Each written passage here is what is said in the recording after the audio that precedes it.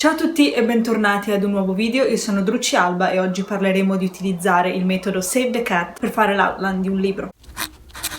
Chi di voi mi segue su Instagram avrà visto uno dei miei ultimi post in cui spiego come abbia iniziato a fare l'outline del mio romanzo originale A Boxed Heart utilizzando il metodo illustrato nel libro Save the Cat Writes a Novel. Questo metodo è molto conosciuto nell'ambiente anglofono, ma è sconosciuto o quasi in Italia. Per questo motivo ho pensato di spiegarvi come funziona e di mostrarvi come lo sto utilizzando. Prima di tutto, originariamente il metodo è stato sviluppato per la televisione, per gli screenplay. È stato successivamente adattato alla scrittura dei romanzi da Jessica Brody, che scrisse il libro Save the Cat Writes a Novel, che è quello che sto usando io. Allora, prima di spiegare i singoli beat sheet che compongono questo metodo per strutturare un romanzo, vorrei parlare del modo in cui l'autrice aiuta il lettore a sviluppare il protagonista o l'eroe della storia. Secondo l'autrice, l'eroe della storia deve avere tre cose principalmente: un problema, un desiderio, qualcosa che vuole, e qualcosa di cui ha bisogno. Con problema si intende anche un difetto che è proprio interno, un difetto caratteriale che deve essere risolto. Come qualcosa che si vuole si intende anche un obiettivo che l'eroe sta cercando di raggiungere, e con un bisogno si intende anche una lezione di vita che deve essere imparata. Perché l'eroe ha bisogno di queste cose? Perché un eroe che è perfetto è un eroe noioso, è un eroe che non ha nessuna ragione di essere protagonista di un romanzo, perché non ha niente da raggiungere, non ha niente da cambiare in se stesso, non ha nessun obiettivo. Quindi la prima cosa che come scrittori devi decidere, come autore devi decidere, è qual è il problema del tuo personaggio. In secondo luogo, l'eroe ha qualcosa che vuole e deve essere proattivo nel cercare di raggiungerlo. Seconda cosa che devi decidere è che cosa sta facendo o farà il tuo protagonista per cercare di raggiungere quello che vuole. Quindi qual è il goal, l'obiettivo del tuo protagonista e cosa egli pensa, sottolineo pensa, possa aiutarlo ad ottenere quello che vuole. In relazione al goal, Jessica Brody stressa molto il fatto che il goal deve essere qualcosa di tangibile e qualcosa di universale. Quindi ciò che il protagonista vuole è il suo goal, il suo obiettivo, e nel percorso che il protagonista deve fare per raggiungere questo obiettivo ci sono degli ostacoli. Quindi un'altra cosa che l'autore deve decidere è quali siano gli ostacoli lungo la strada del protagonista. Ma la terza importante parte che il protagonista ha è qualcosa di cui ha bisogno. Perché questo è importante? Perché questo è ciò che il romanzo insegna al protagonista, è ciò che il protagonista deve imparare nel corso del romanzo, non quello che vuole, ma quello di cui ha davvero bisogno e di cui il protagonista di solito non è a conoscenza all'inizio del romanzo. Quello di cui il protagonista ha bisogno è il vero problema intorno al quale ruota il romanzo. Jessica Brody lo definisce come la shard of glass, quindi un pezzetto di vetro, una scaglietta di vetro, che è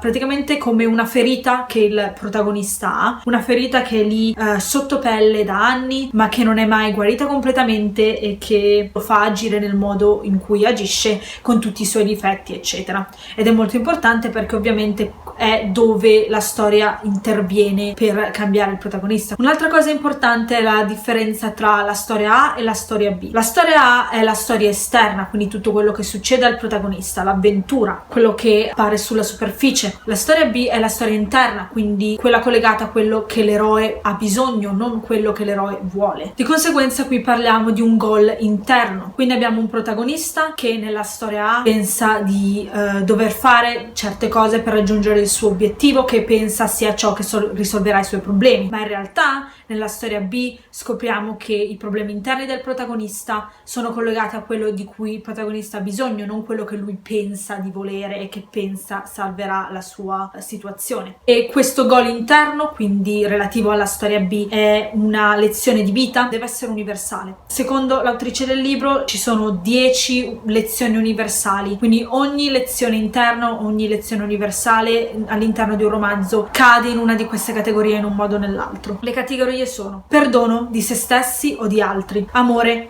di se stessi, della famiglia, amore romantico. Terza è l'accettazione di se stessi, degli altri, delle proprie circostanze, della realtà. Quarto è la fede in se stessi, negli altri, nel mondo, persino in Dio. Il quinto è la paura, conquistarla, superarla, trovare coraggio. Il sesto è la fiducia in se stessi, negli altri, in quello che non si conosce, nell'ignoto. Il settimo è la sopravvivenza, incluso il desiderio di vivere. L'ottavo è l'altruismo, include sacrificio, altruismo in generale, eroismo e superare l'avidità. Il nono è la responsabilità, include il dovere, sostenere una causa, mettersi in gioco per una causa, accettare il proprio destino. 10 è la redenzione, include fare espiazione per i propri errori, accettare la colpa, rimorso e salvezza.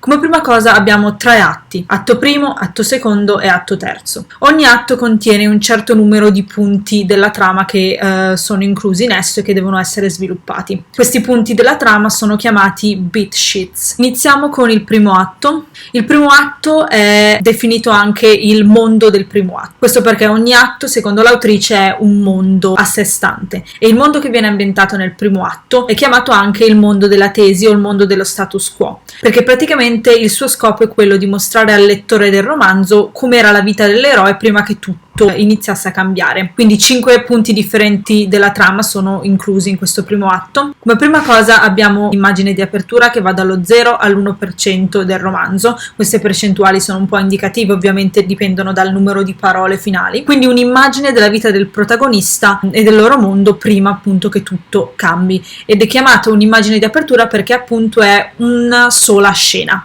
quindi proprio una sola immagine. Il secondo beat sheet è affermazione del tema, che praticamente è un'affermazione fatta da un altro personaggio, solitamente non l'eroe, che dà praticamente un suggerimento di quello che sarà poi l'arco di sviluppo del protagonista. Può essere anche definita una lezione di vita ed è inserito all'interno proprio in una frase, quindi potrebbe essere un personaggio che dice al protagonista dovresti fare più di questa cosa, eccetera eccetera, e poi alla fine del libro si scopre che quella cosa era esattamente ciò che il protagonista doveva imparare nel corso del libro, e appunto avviene da qualche parte nel primo 5% del libro. Il setup va dall'1% al 10% del libro, è un'esplorazione della vita dell'eroe prima appunto che tutto inizia a cambiare. Quindi l'eroe nella sua vita quotidiana, con tutti i suoi problemi, i suoi difetti, eccetera, in modo che il lettore possa appunto imparare com'era la vita dell'eroe prima che tutto cambi. Qui dove vengono introdotti anche i personaggi di supporto e il goal primario dell'eroe, ma soprattutto mostriamo quanto l'eroe sia riluttante all'idea di cambiare, cioè di imparare quello che poi è il tema del romanzo, e allo stesso tempo diamo degli indizi su quali siano i rischi,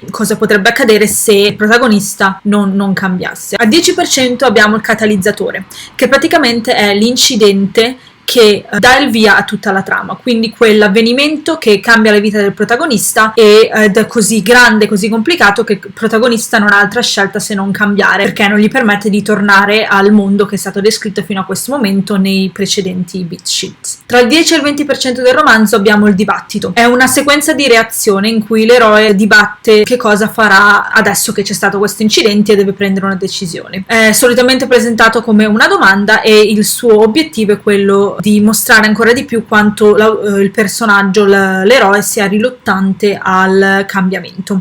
E questo è il primo atto. Il secondo atto contiene 7 diversi beat sheet. Il primo, che avviene circa al 20% del libro, è la rottura in due. È il momento in cui l'eroe decide di accettare la chiamata all'azione, lasciare la sua zona di comfort e provare qualcosa di nuovo, o appunto avventurarsi in questo nuovo mondo che l'incidente gli ha aperto. È un beat di decisione, quindi di azione, in cui l'eroe deve appunto prendere una decisione, ed è quel beat che separa il mondo dello status quo, che era nel primo atto, dal nuovo mondo nell'atto 2, che è completamente opposto all'atto 1, perché appunto c'è stato l'Inciting Incident che ha cambiato tutto. Al 22% abbiamo la B-Story, che è l'introduzione di nuovo personaggio o personaggi che aiuteranno l'eroe a imparare il vero tema della storia. Può essere un interesse amoroso, un nemico, un mentore, un membro della famiglia, un amico. Tra il 20 e il 50% abbiamo Fun and Games, il divertimento e i giochi. Qui è dove vediamo l'eroe interagire in questo nuovo mondo in cui egli o ella si trova. Mondo che o amano tantissimo o odiano tantissimo, in cui possono avere successo, in cui possono fallire in continuazione. È anche conosciuto come la promessa della premessa, perché rappresenta quello che ti attira della storia, il motivo per il quale il lettore ha scelto di leggere questa storia. A metà del romanzo abbiamo quello che si chiama il punto di mezzo, è dove il beat precedente culmina in o una falsa vittoria o una falsa sconfitta, dipende da quello che avete deciso precedentemente. Quindi se in Fun and Games avete avuto un personaggio che si adatta perfettamente al nuovo mondo, che sta avendo un sacco di vittorie, allora vi ritroverete ad avere una falsa vittoria, che praticamente vuol dire che il personaggio pensa di aver finalmente vinto, ma in realtà non è vero perché siamo solo a metà del romanzo. Stessa cosa con una falsa sconfitta: se nel beat precedente il vostro personaggio ha avuto dei problemi ad adattarsi al nuovo mondo in cui si trova, questo metà del romanzo culminerà in una falsa sconfitta in cui praticamente il personaggio pensa di aver perso, in realtà appunto è falsa perché di nuovo siamo a metà del romanzo. Il prossimo beat va dal 50% al 75% e si chiama l'antagonista si avvicina. Praticamente se il midpoint, se la metà del romanzo era una falsa vittoria, questa sezione sarà un percorso, diciamo, che va verso giù, in cui le cose si metteranno progressivamente peggio per l'eroe. Se invece la metà del romanzo era una falsa sconfitta, questa sezione sarà un percorso che va, diciamo, verso l'alto, in cui le cose inizieranno ad andare progressivamente meglio per l'eroe. Quindi ancora dipende da quello che avete deciso nei beat precedenti. E questo nemico che si avvicina è riferito non solo all'antagonista della storia esterna, ma anche a tutti quei difetti che il protagonista ha e che deve superare nel suo viaggio interno. Al 75% abbiamo tutto è perduto, è il punto più basso del romanzo, in cui qualcosa accade al protagonista esternamente, ma combinato anche con tutti i problemi interni di cui parlavamo nel beat precedente, e tutto questo spinge l'eroe sul fondo del barile praticamente. Dal 75 all'80% del libro abbiamo La notte oscura dell'anima, che praticamente è un beat in cui l'eroe reagisce, processa tutto quello che gli è successo fino a questo momento. L'eroe dovrebbe essere messo peggio di come era all'inizio del libro, e l'ora più buia è l'ora in cui il protagonista finalmente si rende conto di quale sia la vera soluzione per risolvere il suo problema e impara il tema del romanzo. Con questo si conclude il secondo atto. Il terzo atto include 3 beat sheet. Il primo è la rottura in 3, che avviene all'80% del libro, quindi il momento in cui l'eroe realizza che cosa devono fare, non solo per risolvere i problemi che si sono creati nel secondo atto, ma soprattutto per raggiustare, diciamo, se stesso. Questo quindi vuol dire che l'arco narrativo del protagonista come personaggio è quasi completo. Tra l'80% e il 99% abbiamo il finale. L'eroe prova di aver davvero imparato il tema del romanzo e mette in atto appunto il piano che aveva realizzato nel beat precedente. I nemici sono distrutti, i nemici interni, quindi tutti quei difetti che aveva il protagonista, sono superati. Non solo il mondo dell'eroe è salvato, ma è anche un mondo migliore rispetto a come era prima. Chiudiamo con quest'ultimo, che è l'immagine finale, che va dal 99% al 100% del libro, ed è una mirror image, che praticamente vuol dire che è un'immagine specchio dell'immagine di apertura, che era la prima immagine che abbiamo visto nel primo atto. È quindi uno snapshot, una singola immagine del dopo. Quindi chi è l'eroe dopo aver fatto tutto quello che ha fatto nel corso del libro e come si è trasformato. Deve essere opposta all'immagine iniziale, perché l'immagine di apertura, perché lo scopo è far vedere appunto in una sola immagine quanto sia diversa la vita del protagonista ora. E con questo concludiamo i 3 atti. Ora, se volete vederli più diciamo, messi in maniera un pochino più chiara, abbiamo qui i vari pezzi, diciamo, e le percentuali, quindi dal 0 al 10% il setup, dal 10 al 20% il dibattito, dal 20 al 50% il divertimento e giochi, al 50% al 70% abbiamo i nemici si avvicinano, e al 80%, 70%, 80% abbiamo la notte oscura dell'anima, e dal 80% al 100% abbiamo il finale. All'interno di queste percentuali, di queste sezioni della percentuale, abbiamo all'interno del setup l'immagine di apertura e l'affermazione del tema, e tra il setup e il dibattito abbiamo il catalizzatore. Poi abbiamo alla fine del dibattito la rottura in 2, e a circa tra il 25% della percentuale Fun and Games, divertimento e giochi, abbiamo la storia B, quindi l'introduzione di tutti gli altri personaggi. Al 50% tra divertimento e giochi e l'antagonista si avvicina, il cattivo si avvicina, abbiamo il punto centrale del romanzo. Alla fine di questa sezione abbiamo All is Lost, quindi tutto è perduto, e poco dopo, alla fine dell'80%, tra la notte oscura dell'anima e il finale abbiamo la rottura in 3, e poi alla fine, proprio come ultima immagine, abbiamo l'immagine finale, appunto nel 100%. E con questo si conclude il video di oggi. Spero di essere stata chiara e di esservi stata utile nella spiegazione. Se avete domande, comunque scrivetemi nei commenti, cercherò di aiutarvi il più possibile. Se parlate inglese vi invito a leggere il libro originale, metterò il link del libro in descrizione così potete andare a guardarlo. Come sempre vi invito a lasciare un mi piace ed iscrivervi al canale. Io sono Druci Alba, sono un'aspirante scrittrice e cerco di documentare il mio percorso di scrittura su questo canale. Come sempre, alla prossima e buona scrittura!